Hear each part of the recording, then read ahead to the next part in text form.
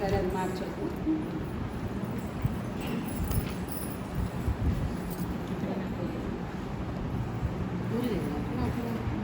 Function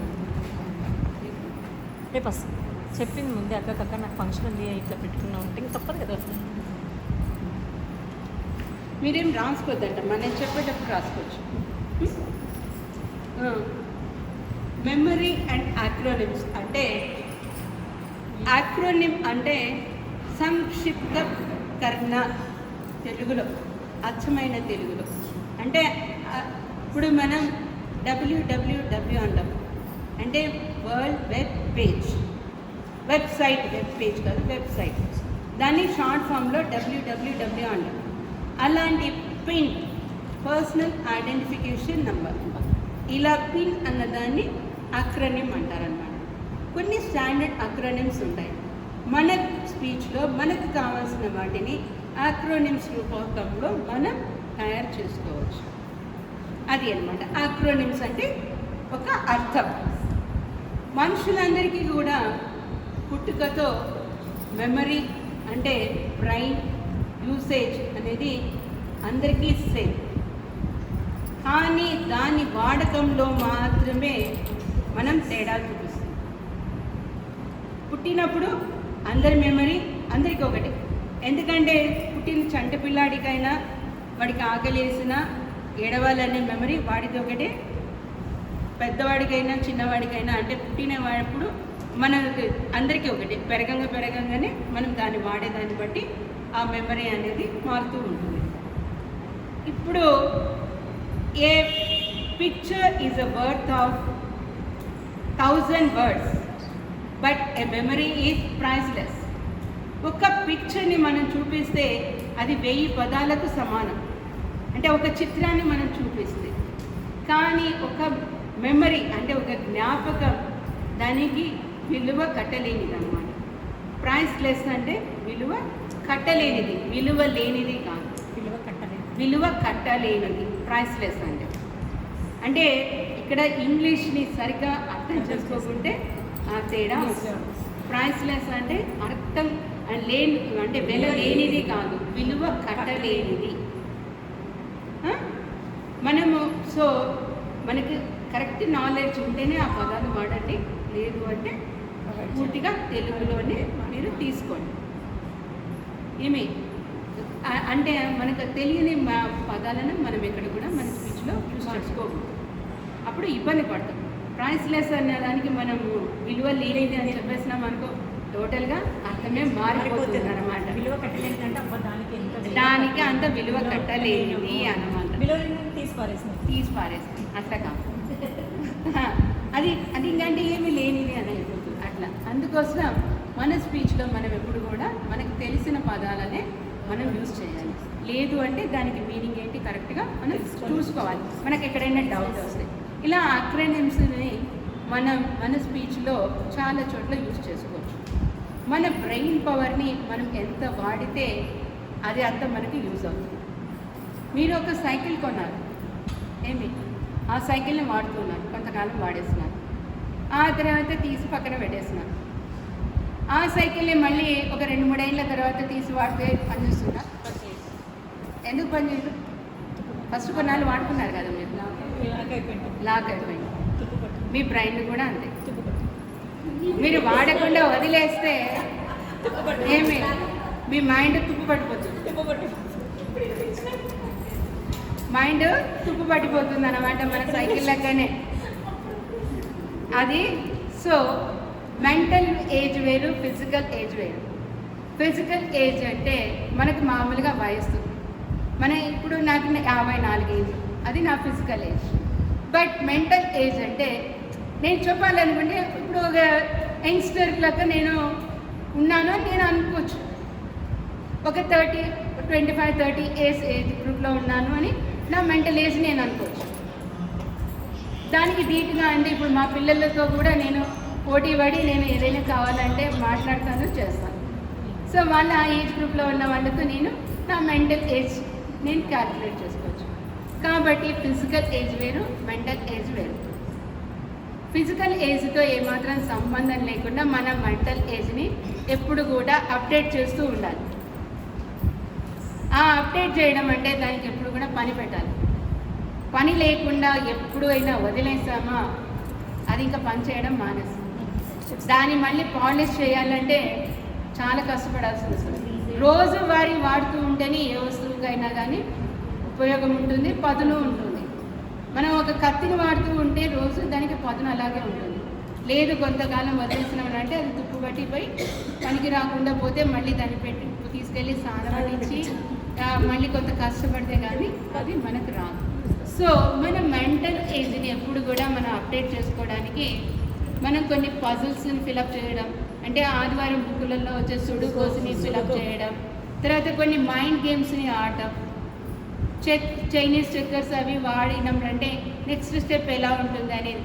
యాక్చువల్గా మనకి పూర్వకాలంలో మనకు గేమ్స్ అన్నీ కూడా మెంటల్ స్ట్రెయిన్ ఉండేటివే. మనం ఇప్పుడు వాట్సాప్లో ఆడే గేమ్స్లో కాదు, మనకు ఇప్పుడు ఇక్కడ మనము ఇది అచ్చనకాయలు ఆడతాం అంటే మనం ఐ కాంటాక్ట్ ఇది మనకు ఇలా మనం మైండ్తో చూస్తూ వాడాలి. లేదంటే ఈ కాయిన్ ఇక్కడ మిస్ అవుతుంది. బారకట్ట నెక్స్ట్ ఎన్ని స్టెప్స్ మనకు ఆడ మనకు చంపేవాడు ఉన్నాడు, మనకి ఎన్ని స్టెప్స్ వేస్తే మనం పండుతుంది. ఇలాంటి మైండ్ గేమ్స్ మన వాళ్ళు పెద్దవాళ్ళు అవి ఊరికనే పెట్టలేదు మనకి. అంటే విరామ సమయంలో మనం ఆడుకుంటే మనకు మైండ్ వర్క్ చేస్తుంది, ఉత్సాహంగా ఉంటాము, ఎప్పుడు కూడా దాన్ని ప్రెషర్ ఉన్నట్లే ఉంటుంది అనమాట. చాలామంది ఇళ్ళల్లో పాతకాలం ఇళ్ళల్లో బార్కట్ట అట్లా గీసి పెట్టేవాళ్ళు. అది చెక్కేసేటోళ్ళు, బండల మీదనే చెక్కేటోళ్ళు. అంటే రోజు వెళ్ళి చాకుస్ తెచ్చుకొని గీసుకోనక్కర్లేదు. పెయింట్ కాదు, మా దాంట్లో అయితే బండల మీదనే ఉండేది. రాళ్ళ మీదనే చెక్కేసేవాళ్ళు. Chinese checkers. ఆ తర్వాత ఇప్పుడు కాలం వాళ్ళు కావాలంటే ఈ వర్డ్ క్రష్ అనేటివి, కానీ మైండ్ గేమ్స్ అలాంటివి మనం నిత్యం ఆడుతూ పజిల్స్ అనేటివి మనం కంప్లీట్ చేసుకుంటూ మన మైండ్ని ఏదో రూపకంలో మనం దానికి పదును పెడుతూనే ఉండాలి. పదును పెట్టకుంటే బుర్ర ఆడచ్చు, పనికి రాకుండా పోతుంది. అంటే ఒక రొటీన్ వర్కే దానికి చెప్పినామనుకో, లేచినామా, వండినామా, తిన్నామా, పడుకున్నామా, లేదు గుడికి పోయి అలవాటు ఉంటే ఆడిపోయినామా, మొక్కినామా, వచ్చినామా. అంతేగాని ఆ గుడిలో కొత్తగా ఏమి చేసినారనేది తెలివి కూడా చూడదు. మనం కొత్తగా ఎవరు వచ్చినారనేది కూడా గమనించదు. రొటీన్ వెళ్ళినామా, ఆడ చూసినామా, వచ్చినామా. అంటే చుట్టూ ఏమి జరిగింది మార్పులు ఒక నెల రోజుల తర్వాత వెళ్ళింటాం, రోజుపై కూడా కొంచెం అంతో ఇంతో మార్పులు జరిగింది. కానీ ఫస్ట్ రోజు మనం ఏం చేస్తాం, వెళ్ళినామా, వచ్చినాం. ఎవరైనా అడిగితే ఎలా ఉందంటే ఏంది అని అంటే ఆడ అన్ని కట్టినారు కదా నువ్వు చూడలేదా అంటే అవునా. అంటే మన మైండ్ ఏంటి, వెళ్ళినామా, గుడిలో దేవుని చూసినామా, వచ్చినామా. అంటే పక్కన ఏం జరుగుతుంది మన మైండ్కి చూడాల్సిన అవసరం లేదు అన్నమాట. మన మైండ్కి మనం అలా సెట్ చేసి పెట్టేసినాం. ఇంకా దానికి మనం ఏం వేరే సజెషన్స్ ఇవ్వడం లేదు. చుట్టూ ఏం జరుగుతుందో నువ్వు గమనించమని నీకు చెప్పడం లేదు నీ మైండ్కి. ఈ చుట్టూ ఏమి జరుగుతుంది అనేది అబ్జర్వేషన్ మన మైండ్కి ఎప్పుడూ పెట్టాలి. మనకు అవసరమైనా లేదా అనేది కాదు. మనకి ఇప్పుడు కొత్తగా మన గుళ్ళో ఎవరైనా కనిపిస్తారు అంటే ఫలానా వాళ్ళు కొత్త కోడలు వచ్చి ఉంటుంది. సరే, మనం అమ్మాయికి మనం తెలియదు, మనమే వెళ్ళి పరిచయం చేసుకోవచ్చు. పరిచయం చేసుకుంటే పరిచయాలు పెరుగుతాయి. ఆ అమ్మాయికి మనం ఫస్ట్ ఒక మన మీద ఇంప్రెషన్ వస్తుంది. ఓ ఫలానా ఆంటీ వచ్చి నన్ను ఫస్ట్ పరిచయం చేసుకోయింది, అలా ఉండిపోతుంది. ఏదైనా కానీ మనల్ని మనం వాడుకోవాలి. మనల్ని ఎవరో వచ్చి ఆ అమ్మాయి వచ్చి ఇంట్రడ్యూస్ చేసుకుంటుందా, ఆ అమ్మాయికి తెలియదు. ఫలానా నేను ఏమన్నా తెలుస్తుందా, వాళ్ళ అత్తగారు వచ్చి అమ్మ అది కూడా అవసరమైతే ఫలానా ప్రసన్నలక్ష్మి అమ్మ ఈమె అని చెప్తున్నాను. అదే నేను వెళ్ళి ఆ అమ్మాయి దగ్గర అమ్మ మీ అత్తగారు నాకు తెలుసు, మీరు పెళ్ళి మధ్యన అయింది కదా, సరే నువ్వు కొత్త కోడలివి, వెల్కమ్, మా గ్రూప్ అంతా ఇలా ఉంది, మేమంతా ఇలా చేస్తాము అని చెప్పేసినామంటే మైండ్లో అలా ఉండిపోతుంది. మనకు ఆ అమ్మాయికి మన మీద ఎలాంటి ఇంప్రెషన్ వస్తుంది? బాగుంది. ఓ ఆంటీ సూపర్ అంతేనా? బాగా కలిసిపోతుంది, బాగా దగ్గరికి తీసుకుంటా. అదే నేను ఆ మూల కూర్చొని ఉంటాను, ఆ అమ్మాయి వస్తుంది పోతుంది, ఏమవుతుంది? ఏమి కాదు. నా గురించి నేను నా గురించి ఎవరైనా మీరు అయ్యే చెప్తారా? ఆడ కూర్చొని నేను మూలకి ఫలానా అని ఎవరైనా చెప్తారా? చెప్పరు కదా. అలా మన మైండ్ని మనం నిత్యం దానికి పని చెప్తూ ఉండాలి. చుట్టూ మనం ఏ ప్రదేశానికి వెళ్తామో ఆ ప్రదేశంలో ఏం మార్పులు జరిగినాయి అంటే నిత్యం వెళ్ళే ప్లేస్. ఇప్పుడు మనకు రోజు వస్తున్నాం అమావాస్యలకి, కొత్తగా కట్టింటారు, వస్తేనే మనం చూసుకోవాలి. అంటే ఏం కొత్తగా చేస్తారు అంటే కొంత గ్యాప్ తర్వాత మనం కరోనా తర్వాత వచ్చినాం, కొత్త మార్పులు ఏం జరిగినాయి అనేది మన మైండ్ పరిశీలన పెట్టుకోవాలి అని మన మనసులో ఉంటే ఆ చుట్టూ మనం వచ్చిన రోజే గమనిస్తుంది. అంటే ఈ మార్పులు చేసినారు ఈ టైంలో అనేది మనకు తెలుస్తుంది. లేదు అంటే రొటీన్గా మనం వచ్చేస్తాం, వెళ్ళిపోతాం. ఎవరైనా అడిగినప్పుడు మనం ఒక క్వశ్చన్ ఫేస్ పడతాం, అవునా నేను చూడలేదు, నేను గమనించలేదు, లేదు అది మనం చేయకూడదు. అంటే మన మైండ్కి ఎప్పుడు కూడా మనం పని చెప్తూ ఉండాలి అనమాట. మన మీ అందరి ఫోన్లలో ఎంతో జీబీ మెమరీ అంటే మీరు అందరూ 20నో 30నో ఏదో ఒకటి చెప్తారు. మరి మీ మైండ్ జీబీ ఎంతనో చెప్పండి ఎవరైనా. ఒక్క కొంచెం గెస్ చేయండి చాలు, ఎంతో కొంత గెస్ చేయండి. మైండ్ జీబీ ఎంత అని, స్టోరేజ్ స్పేస్ ఎంత ఉంటుంది మైండ్లో అని మీ ఫోన్కి మీకు తెలుసు కదా. ఎంత లిమిట్ లేదా? లిమిట్ లేకుండా కాదు, ఉంది లిమిట్ అయితే ఉంది, ఒక లిమిట్ ఉంది. Just guess. అంటే ఏదైనా అని అనంతం అనేదాన్ని ఎవరం చేయలేము, ఎంతవరకు చేయగలము అన్నదాన్ని అప్రాక్సిమేట్గా ఎంత అని చెప్పండి. 20-30 జీబీనా? ఇప్పుడు సెల్ ఫోన్లలో 120 జీబీ ఇంకా మామూలుగా వచ్చేస్తుంది. అంతేనా నీకు గుర్తుంటుంది? మీ మైండ్ అంతే జీబీ, అది కాదు 25 lakh జీబీ అంత మైండ్ మనకి స్టోరేజ్ స్పేస్. 25 lakh జీబీ మనం స్టోర్ చేయగలం మన మైండ్.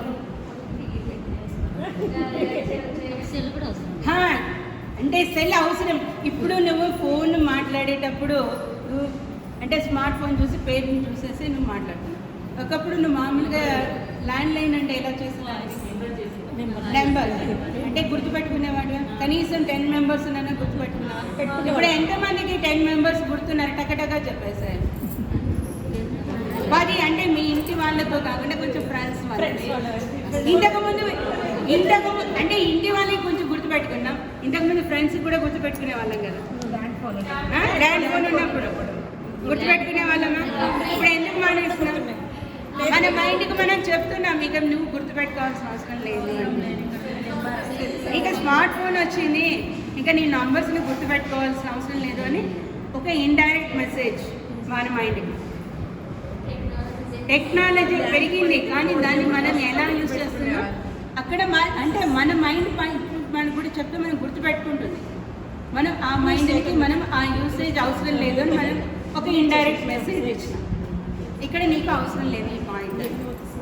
అలా మన మైండ్ని ఎంత యూజ్ చేసుకుంటే అంత ఆ జీబీ స్టోరేజ్ మన మైండ్లో ఉంటుంది అనమాట. ఇంత అంత అనేది లేదు, అనంతం అన్నమాట. మీరు మీ బర్త్డేస్ని జనరల్గా మీకు తెలిసిన వాళ్ళే కానీ ఎలా గుర్తుపెట్టుకుంటారు? అట్లానే కాదు, పక్కగా పర్ఫెక్ట్గా ఎలా గుర్తుపెట్టుకుంటారు? దానికి రిలేటెడ్ ఏదైనా జనవరి 1st ఉంటుంది, డిసెంబర్ 23. జనవరి 1st 1 week, నా మ్యారేజ్ బిఫోర్ మ్యారేజ్ అంటే అట్లే కాదు, పక్కా డేట్తో చెప్పాలి. పక్కా డేట్తో అంటే ఇంకా అందాజన ఇంతకుముందు వాళ్ళు చెప్పేవాళ్ళు పక్కా డేట్ అంటారా, అట్లా అంటే పూర్వం వాళ్ళు చెప్పేవాళ్ళు. కానీ ఒక్క రిలేటెడ్ పాయింట్గా మనం గుర్తుపెట్టుకుంటే, అంటే ఇప్పుడు మా పిన్ని కూతురు అనేది నాకు కొంచెం దూరం సంబంధమే అవుతుంది. అదే అంటే నేను దాదాపుగా ఒక 50-60 వరకు కూడా నాకు తెలిసిన బర్త్డేస్ నేను చెప్పగలను. అది ఎలా గుర్తుపెట్టుకుంటాము అంటే ఇప్పుడు మా పెళ్లి కూతురు December 24th, యూజువల్గా December 25th క్రిస్మస్. సో మనకు 24th నేను గుర్తుపెట్టుకుంటాను ఆ పిల్ల బర్త్డే.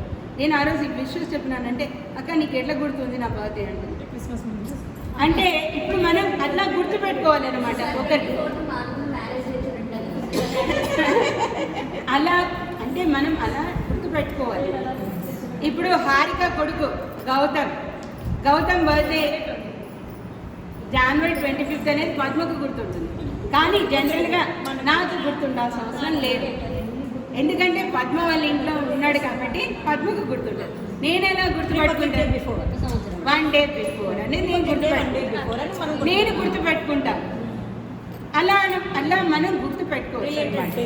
రిలేటెడ్ డేట్స్ కానీ ఈవెంట్స్ కానీ ఒక ప్లేస్ని మనం గుర్తుపెట్టుకోవాలి అంటే ఆ రిలేటెడ్గా మనం ఫలానా రోజు వెళ్ళినామనో లేదు ఒక మ్యారేజ్ డే సెలబ్రేట్ చేసుకున్నామనో.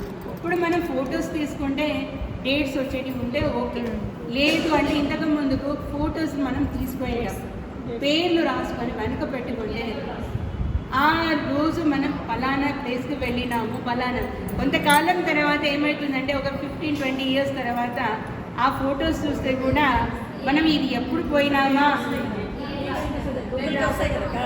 గుర్తు వస్తుంది, కానీ బట్ ఒక 20 years బిఫోర్ ఫలానా టైంలో ఖచ్చితంగా అనేది నోట్ చేసుకుంటేనే అది ఉంటుంది. మెమరీని మనం పెట్టుకోవాలి. అంటే మనం ఫలానా సంవత్సరంలో ఫలానా డేట్లో ఫలానా ప్లేస్ వెళ్ళినాము అనేది మనం గుర్తుపెట్టుకోవడానికి మనం ఒక చక్కటి అవకాశం అనమాట. ఇలా మన మెమరీని యూజ్ చేయాలి. టెక్నాలజీ ఇప్పుడు హార్డ్ డిస్క్ మొత్తం పోయింది, మన మెమరీ మొత్తం పోతుంది, కానీ అదే మనం మెమరీలో పెట్టుకుంటే గుర్తుంటుంది. చాలామంది కూడా వాట్సాప్లో ఇప్పుడు పైన పెడితే ఈరోజు వీళ్ళ బర్త్డే కదా అనే కాడికి వచ్చినాం.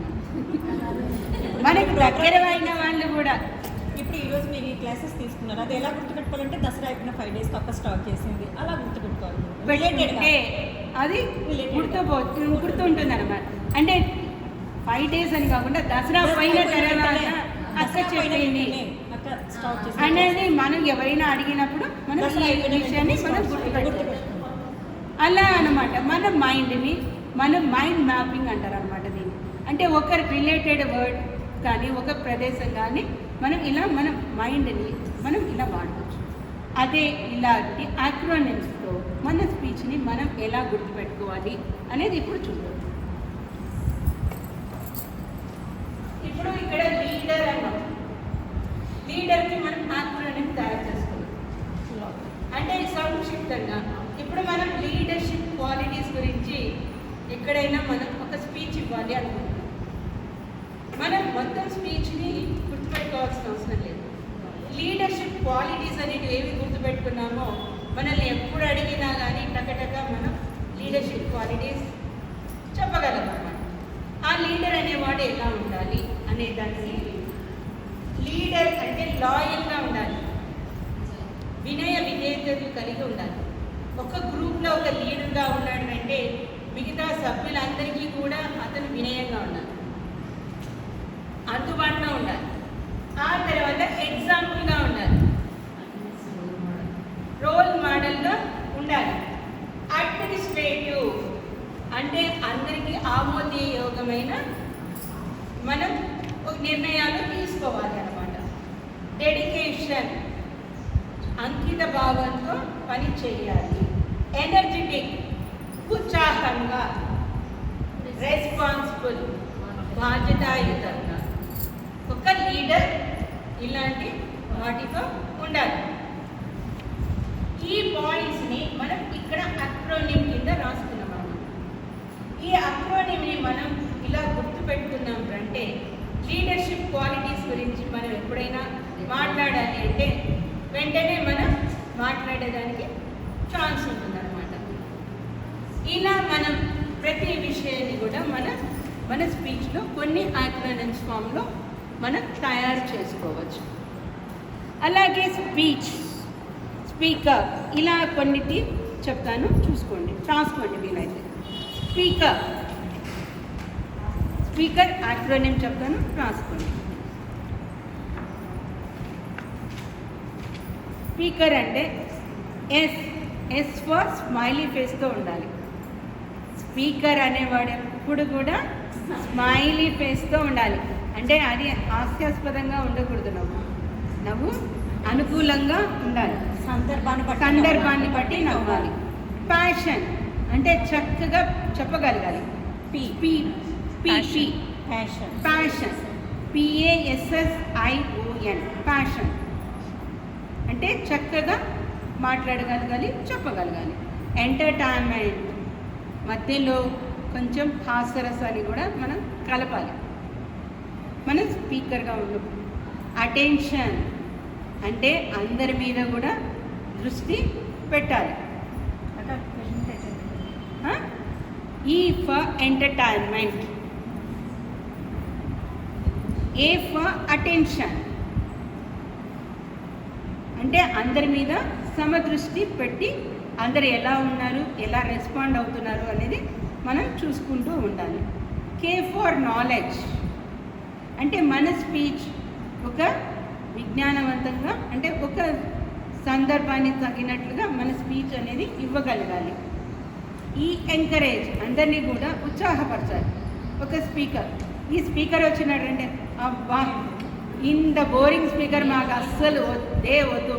కొంతమందిని చూస్తే అబ్బా వీళ్ళు చాలా బాగా చెప్తారు, వీళ్ళ స్పీచ్ని బాగా మనం వినొచ్చు అని వాళ్ళకి ఒక మన మీద ఇంప్రెషన్ అనేది ఏర్పాటు చేసుకోవాలి. ఆర్ ఫర్ రియల్ అంటే నిజాలు మాత్రమే చెప్పాలి. ఒక స్పీకర్ ఎప్పుడు కూడా నిజాలు మాత్రమే చెప్పాలి. 100 సార్లు 1000 సార్లు నిజం ఎన్ని రకాలుగా చెప్పినా కానీ అది నిజమే అవుతుంది కానీ అబద్ధం కాదు.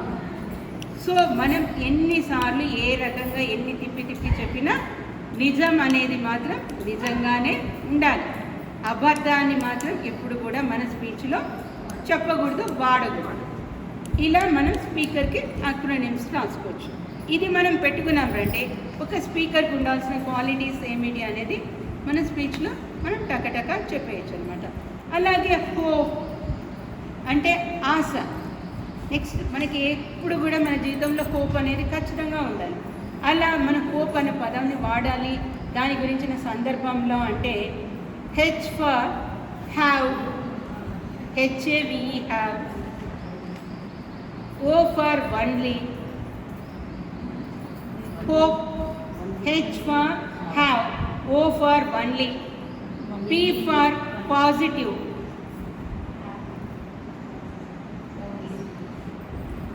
E for expectations అంటే ఎప్పుడు కూడా పాజిటివ్ ఎక్స్పెక్టేషన్స్తో ఉండండి అని మనం చెప్పాలి అనుకున్నప్పుడు హోప్ అనే అక్రోనిమ్ని మనం యూజ్ చేయొచ్చు. అలాగే మనం ఫెయిల్ అని చెప్పాలనుకుంటున్నాం only ONLY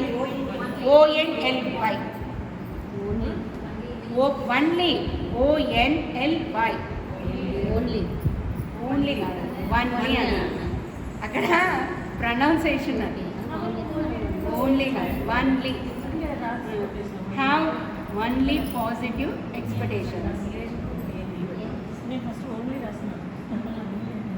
only ONLY only. Fail అన్నదానికి మనం వాళ్ళకి అక్కడ ఫెయిల్ అయినారు అంటే మనం ఫెయిల్ అయినారు అనేది చెప్పకుండా యాక్రోనిమ్గా ఏం చెప్పొచ్చు అంటే ఫస్ట్ అటెంప్ట్ ఇన్ లెర్నింగ్ అనమాట. అంటే ఎఫ్ అనే దానికి ఫస్ట్,